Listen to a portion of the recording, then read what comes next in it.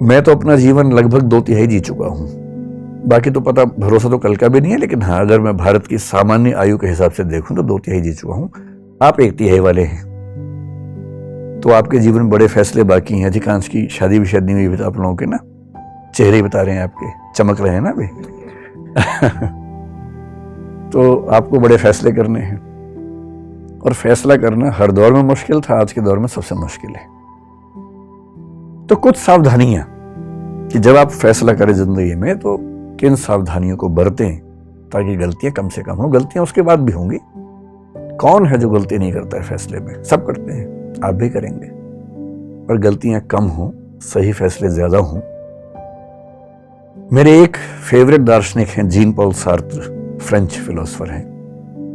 उनके दर्शन का सार अस्तित्ववाद कहते हैं, एग्जिस्टेंशियलिज्म कहते हैं। उसका सार यह है कि अपनी जिंदगी की कहानी हम लोग खुद लिखते हैं, और किस चीज से लिखते हैं? अपने फैसलों से लिखते हैं, निर्णयों से लिखते हैं। आपने किसी परिस्थिति में क्या फैसला लिया, इससे आपके जीवन की आगे की कहानी लिखी जाएगी। इसलिए मुझे लगता है कि टॉपिक थोड़ा सा महत्वपूर्ण है, तो इसका नाम रख लेते हैं निर्णय। सही निर्णय लेने में क्या क्या सावधानियां होनी चाहिए, बेसिक सी बात इतनी सी है। जब आपके मन में कोई सवाल है तो सवाल पूछिएगा, पहले मैं अपनी बात रखता हूं, फिर आप सवाल पूछिएगा। जब भी कोई निर्णय लेने की प्रक्रिया में आप उतरते हैं, सबसे पहला स्टेप क्या है?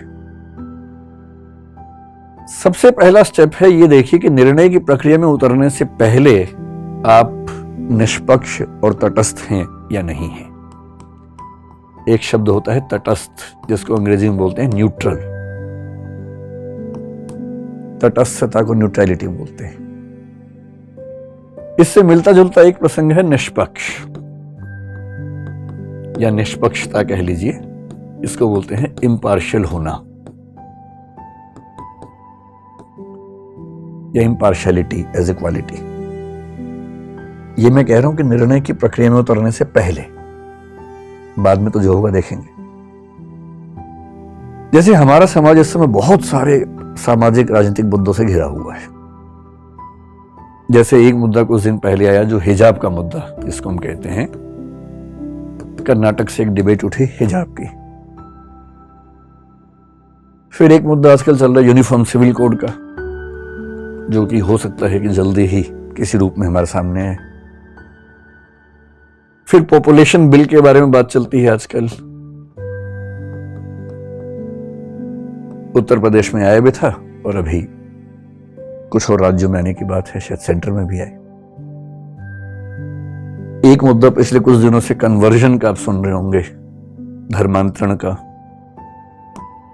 लव जिहाद का मुद्दा सुन रहे होंगे। सारे मुद्दे हमारे सामने आते रहते हैं। हम इन सब पे बात करेंगे समय के साथ, धीरे धीरे इन सब पे बात करेंगे। पर किसी टॉपिक पर बात करने से पहले देखना जरूरी है कि हम पहले से फैसला ले तो नहीं चुके हैं। और सबसे बड़ी दिक्कत हमारे समाज की है कि फैसले पहले हो चुके हैं, विचार बाद में होता है। सही प्रोसेस तो ये है कि पहले विचार हो, फिर फैसला हो, और फैसला पहले होता है। मेरे बहुत सारे दोस्त हैं, हिंदू हैं, मुसलमान हैं, सिख हैं, हर धर्म के लोग। मतलब वैसे तो मैं बहुत ही अकेले टाइप का आदमी हूं, दोस्त ज्यादा है नहीं, पर जो हैं उनमें मतलब डाइवर्सिटी ठीक ठाक है। मैंने क्लासेस में भी देखा, और मैंने पाया कि हिजाब की बात आते ही कोई मुस्लिम बच्चा जनरली इस भाव से देखता है कि नहीं, ये गलत हो रहा है हमारे साथ, और कई हिंदू बच्चे इस भाव से देखते हैं कि एकदम सही, और होना चाहिए, और होना चाहिए। और मजे की बात है कि टॉपिक क्या है ना इसको पता ना उसको पता है। कर्नाटक हाई कोर्ट का जजमेंट क्या है 128 पेज का, ना इसने पढ़ा ना उसने पढ़ा। कर्नाटक सरकार का क्या डायरेक्शन आया था, रूल क्या था, ना इसने पढ़ा ना उसने पढ़ा। और फैसले का एग्जैक्ट मतलब क्या है किसी को नहीं पता। पर हम टॉपिक शुरू होने से पहले ही राय बना के चलते हैं। E.H. कार एक बड़े अच्छे विद्वान हुए हिस्ट्री में। उनकी एक किताब है बड़ी अच्छी, हिस्ट्री, इतिहास क्या है, व्हाट इज हिस्ट्री। बड़ी अच्छी किताब है। उन्होंने साबित किया कि हिस्ट्री के बारे में आप कुछ भी कह लीजिए, कितने फैक्ट्स हैं, इतने प्रमाण हैं, सब बेकार की बातें हैं। अंततः इतिहासकार के दिमाग में जो बैठा हुआ है वो साबित वही करता है। इसलिए मार्क्सिस्ट हिस्टोरियन लिखेंगे तो आप पाएंगे सबके निर्णय लगभग एक जैसे आते हैं, और जो नेशनलिस्ट हिस्टोरियंस हैं उनके फैसले एक जैसे आते हैं हमेशा।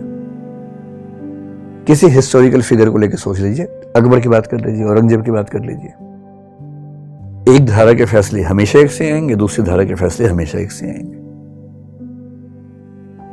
ऐसी माइंडसेट से अगर हम चलेंगे, और हमारी यूनिवर्सिटीज में भी तो यही होता है।